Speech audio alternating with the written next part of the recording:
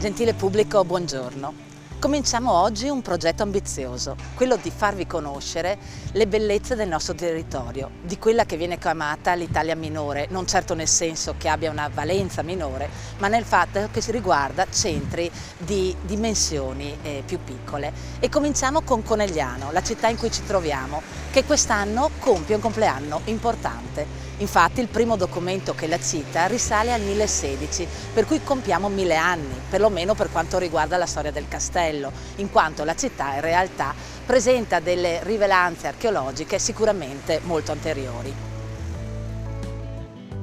In origine il castello si trovava nella parte superiore del colle, dove era più facile difendere le persone importanti che lì risiedevano, ma pian piano, grazie alle dominazioni che si sono succedute, principalmente quelle degli Scaligeri e dei Carraresi, il castello si è sviluppato con una forma a ventaglio anche nella parte inferiore, raggiungendo un'estensione richiusa all'interno di 3 cinte murarie circondate da tantissime torri.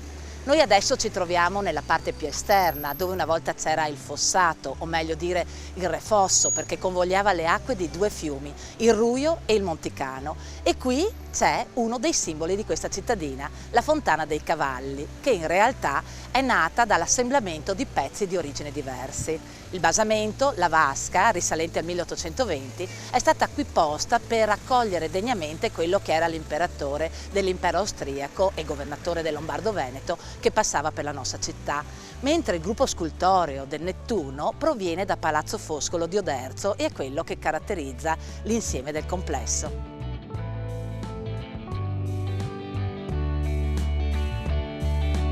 Siamo ora di fronte a Porta Ruio, una delle 3 porte della terza cinta muraria della città, di cui rimangono importanti resti che potete vedere sulla mia sinistra.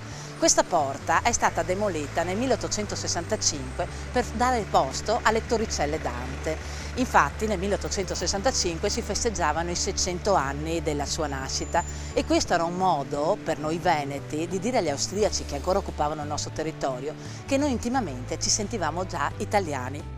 Cosa che è avvenuta l'anno successivo. Infatti nel 1866, con la terza guerra di indipendenza, finalmente il Veneto entrerà a far parte del Regno d'Italia. Questo luogo riserva anche altre sorprese. Infatti di fronte alla porta, in quella che oggi è via Caronelli, c'era l'antico ghetto della città di Conegliano. Gli ebrei arrivarono nella nostra città nel 1380, ma in realtà furono costretti a vivere in un quartiere a loro riservato solamente alla fine del 1600. La sinagoga, che ha funzionato per molti secoli, che era diventata bellissima nel 1700, è stata ceduta nel 1954 a Gerusalemme e se ora voi andate in quella città e visitate la sinagoga di rito italiano, vedete proprio quella di Conegliano. La Conegliano architettonica, la Conegliano della cultura si mischia anche con una parte prettamente commerciale. Infatti compito in questo momento di portarvi all'interno della Contrada Grande, dove ci sono le realtà dello shopping, le realtà che offrono dei prodotti particolari, come in un viaggio commerciale. E a proposito di viaggi, adesso andiamo appunto ad incontrare uno dei primi protagonisti di Via 20 Settembre. Siamo entrati quindi all'interno di questo straordinario luogo attraverso il quale molti coneglianesi hanno dato inizio ai loro viaggi. Siamo all'interno di un percorso in Contrada Grande e stiamo per scoprire viaggi da mare, ma lo facciamo direttamente dalla voce di Arianna. La nostra agenzia esiste dal 1988, credo sia una delle agenzie storiche proprio di Conegliano. L'agenzia è nata fondamentalmente dalla nostra grande passione per il viaggio che ancora oggi seguiamo. È un'agenzia che tratta un po' tutti i settori del turismo, particolarmente specializzata in outgoing, cioè mandiamo le persone in vacanza, in viaggio, attraverso la nostra programmazione che facciamo in esclusiva per i nostri clienti. Si tratta di viaggi per piccoli gruppi, per ristretti gruppi di persone, viaggi di carattere culturale principalmente. Siamo appena tornati dall'Iran, abbiamo visitato l'antica Persia, a fine mese partiamo per l'India dravidica. Sono tutti tour che organizziamo e che promozioniamo attraverso il nostro sito web viaggidamare.it. Abbiamo visitato Viaggi da Mare, questa agenzia straordinaria che ci porta in tutto il mondo, però il nostro percorso all'interno di Contrada Grande ci permette di conoscere altre realtà importanti. Una di queste è Margherita Mode, uno dei classici all'interno di questa via della moda che si lega benissimo con la nostra contrada. Siamo all'interno del negozio di Margherita Mode ed è l'occasione per conoscere un altro dei punti fondamentali di Contrada Grande, via 20 settembre, ma la cosa migliore è conoscere direttamente Margherita. Sono 37 anni che ho questo negozio dove vendo le maglie belle, di qualità, che dureranno nel tempo, maglie di cashmere per uomo e per la donna la moda, e ho l'esclusività della Baroni, che è un'azienda italiana di Carpi, ho la Gran Sasso, ho la JFK, ho varie aziende che trattano un prodotto italiano fatto esclusivamente in Italia e che io propongo al pubblico in tutta la sua bellezza. Da 37 anni. Da 37. Margherita Mode in via 20 settembre, Contrada Grande a Conegliano.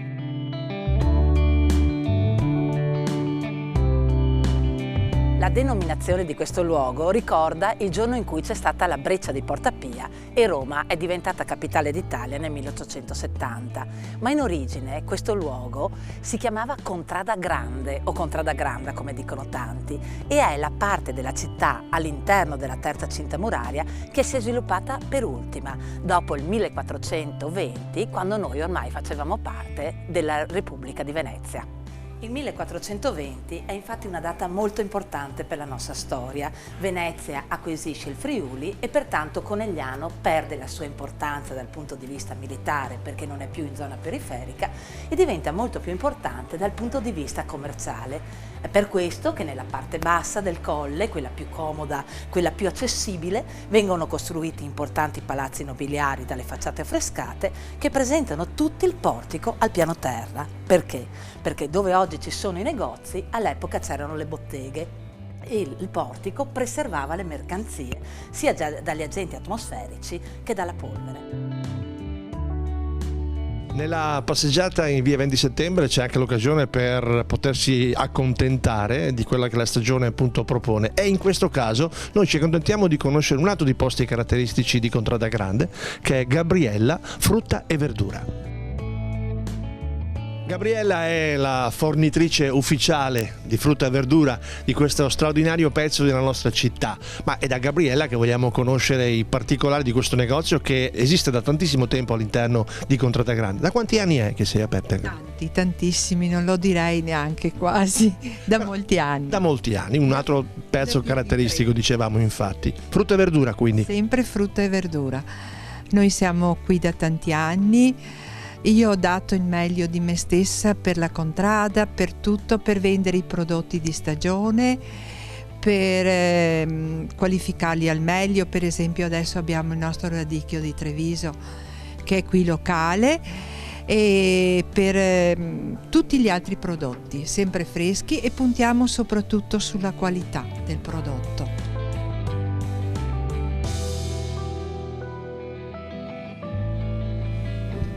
Siamo all'interno del laboratorio orifo del signor Carlo Giubilato, uno degli artisti dell'oro più importanti che ci sono all'interno di questo straordinario angolo della città.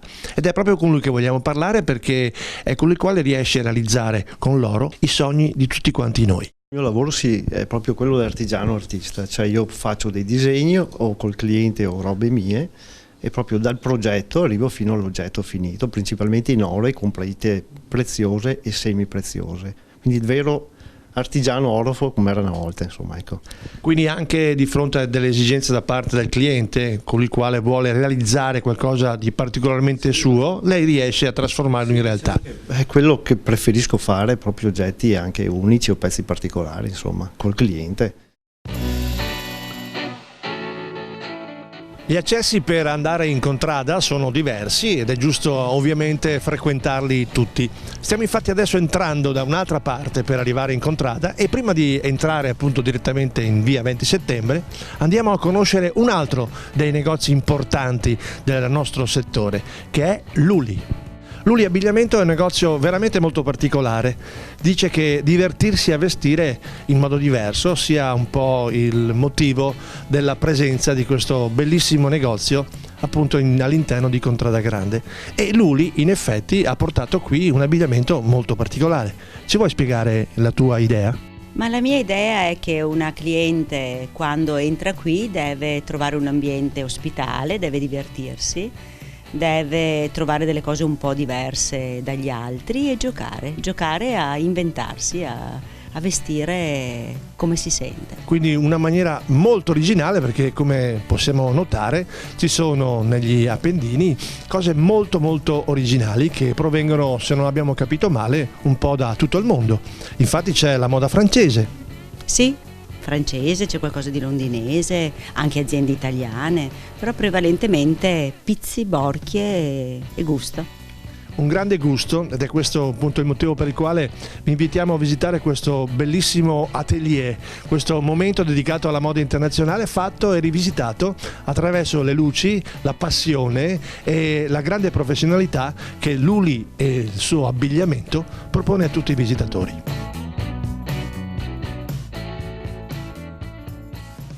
La farmacia Marson è in via 20 settembre al numero 64, qui a Conegliano, in Contrada Grande, e vogliamo sottolineare come all'interno della farmacia ci sia questo particolare ambito dedicato all'omeopatia, la fitoterapia, la dermocosmesi specializzata, integratori per il benessere, donna, uomo, sportivo, anziano, servizio di autodiagnosi, noleggi veterinari a piccoli e grandi animali.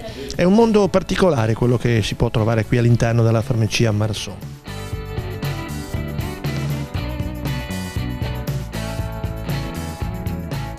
Siamo all'interno dell'agenzia immobiliare Da Ros e siamo con il signor Michele, che giustamente è il padrone di casa, come si dice, perché di casa si deve parlare. Ci vuole presentare questa sua azienda? Assolutamente sì. Noi siamo una realtà così giovane, da pochi anni presente sul territorio e soprattutto qui nel centro storico. In questa contrada qui ancora c'è attività e c'è soprattutto voglia di fare, questo sì. Io invito tutti coloro a venire a trovarci qualora abbiano necessità sia di acquistare, di appunto vendere casa, non solo in questa via qui, ma un po' nel comprensorio, insomma, ecco, nel comune di Conegliano, così. E da non dimenticare anche l'aspetto delle locazioni, che questo qui c'è sempre molto fermento, molta vivacità, soprattutto nell'ambito delle giovani coppie. Stiamo sempre percorrendo la nostra straordinaria via 20 settembre in Contrada Grande a Conegliano e vogliamo conoscere altri aspetti di questa bellissima via, e stiamo per incontrare un altro punto vendita molto molto interessante, uno showroom da un nome fatato, Afta Mihi. Andiamo a conoscere questo negozio.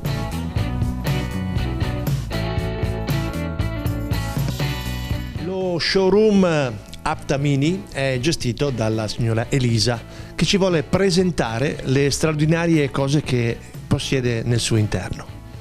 Buongiorno a tutti. Questo è il mio showroom, che è quasi come casa mia, e come lo vedete è l'idea di quello che io vorrei creare negli ambienti che seguo come redattrice. Tratto oggetti antichi, pezzi unici. Diciamo che il mio lavoro è una ricerca nella nostra italianità, nella nostra artigianalità, ma anche nella nostra storia.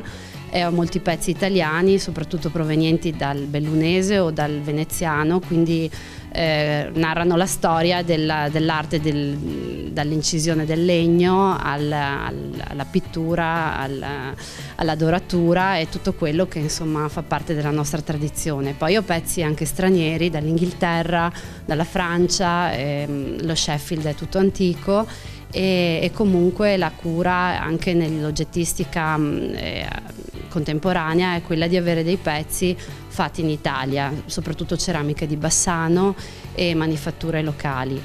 Quindi come potete vedere dagli scorci del negozio è tutto curato e scelto personalmente da me.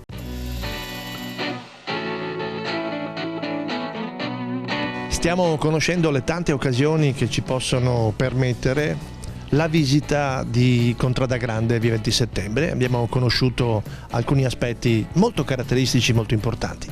Direi che adesso è il momento di un buon caffè e lo facciamo alla pasticceria Alpago.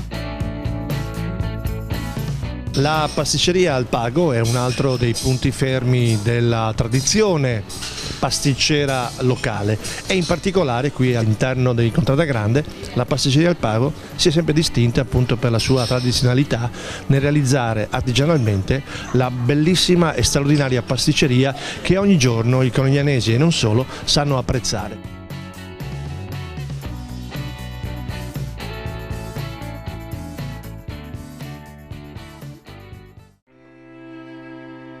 La sala delle riduzioni della Confraternita dei Battuti è sicuramente uno dei gioielli della città di Conegliano.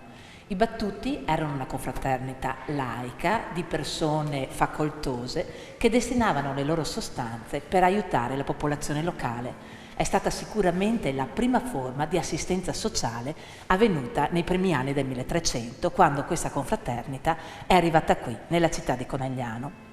Hanno costruito la chiesa, che in seguito diventerà il Duomo, e poi nella metà del 1300, nella parte superiore dove ci troviamo ora, la sala dove loro si ritrovavano, sedendo in panche che erano collocate in questa posizione, che però purtroppo sono state bruciate durante il periodo delle invasioni napoleoniche. Questo edificio, che doveva manifestare anche la grandezza economica delle persone che ne facevano parte, presenta ancora un bel soffitto ligneo con parti risalenti al 1300, ma sicuramente il gioiello più evidente è dato dagli affreschi realizzati nel 1500 da un pittore che proveniva dalla Lombardia e per questo noi lo chiamavamo Francesco da Milano. Questo pittore ha lavorato prima nella parete dove vi sono le finestre e poi qualche anno dopo nella parete di fronte, con uno stile talmente differente che a lungo si è pensato si trattasse di due pittori diversi. Poi si è scoperto invece che nella seconda fase del suo lavoro lui ha preso fortemente ispirazione da delle stampe di Albert Dürer. Albert Dürer infatti tra il 1509 e il 1510 aveva mandato alle stampe La piccola e la grande passione, che essendo stampata su carta era poco costosa e circolava in tutto il nostro territorio. Lui ha adeguato le forme agli spazi che aveva a disposizione e ha realizzato qui un ciclo cristologico che partiva dalla nascita di Cristo per giungere fino alla sua morte.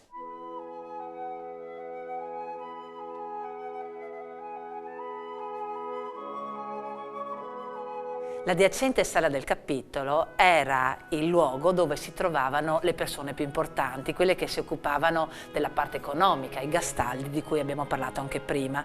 Per questo ambiente aveva delle comodità che agli altri non erano riservate.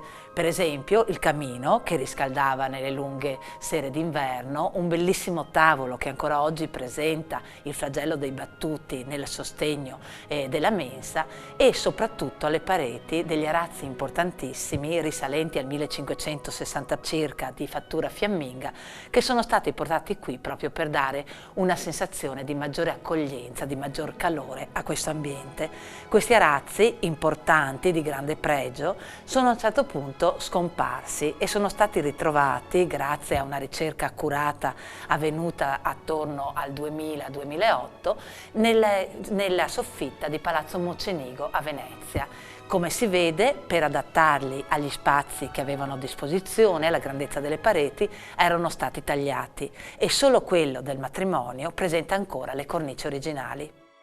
La facciata della Sala dei Battuti, sostenuta da 9 archi a sesto acuto, presenta il più grande affresco parietale di tutto il Veneto. Stiamo parlando di 70 metri quadri di superficie dipinta.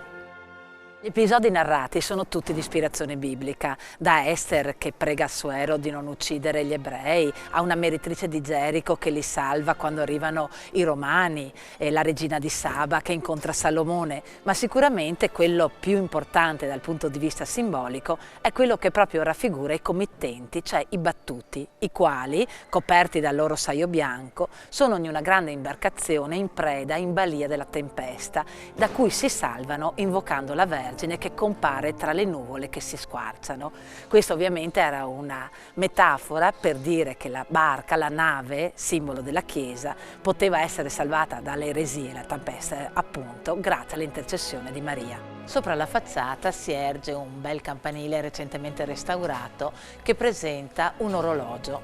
Sotto di questo si può leggere una scritta: Vulnerant omnes ultima neca. Questa scritta non era sicuramente di buon auspicio, infatti ci diceva che tutte le ore che passano feriscono il nostro corpo, ma l'ultima ci sarà fatale.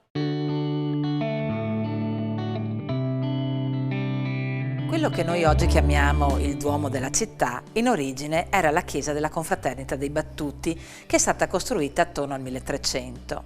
Dopo il 1420, diciamo nella seconda metà del 1400, quando la popolazione ha abbandonato il colle venendo ad abitare ai suoi piedi, dove era più facile appunto dedicarsi ai commerci, la piccola chiesa non era più sufficientemente grande per la necessità della popolazione e per questo i Battuti hanno deciso di ingrandirla.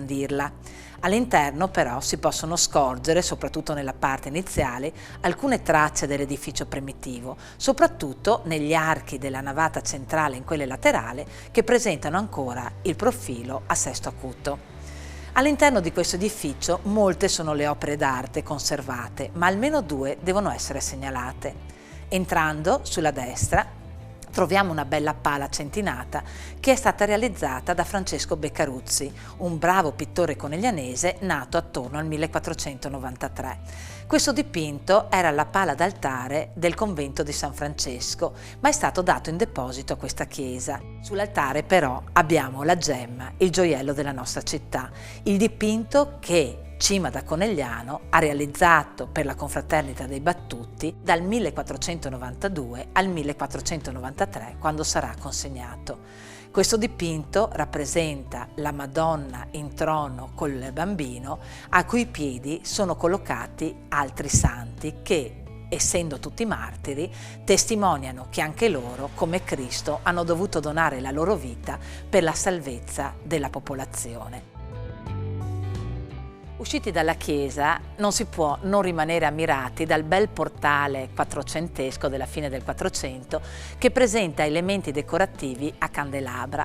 Questi stessi elementi decorativi sono stati utilizzati per decorare anche i portoni in legno massiccio che risalgono a quel periodo e che in epoca più recente sono stati restituiti a questa chiesa. Ecco, questo portone chiuso è un po' la fine della nostra storia. Portone che però si riaprirà e ci permetterà di raccontare altre meraviglie di questa città nei prossimi appuntamenti. Arrivederci.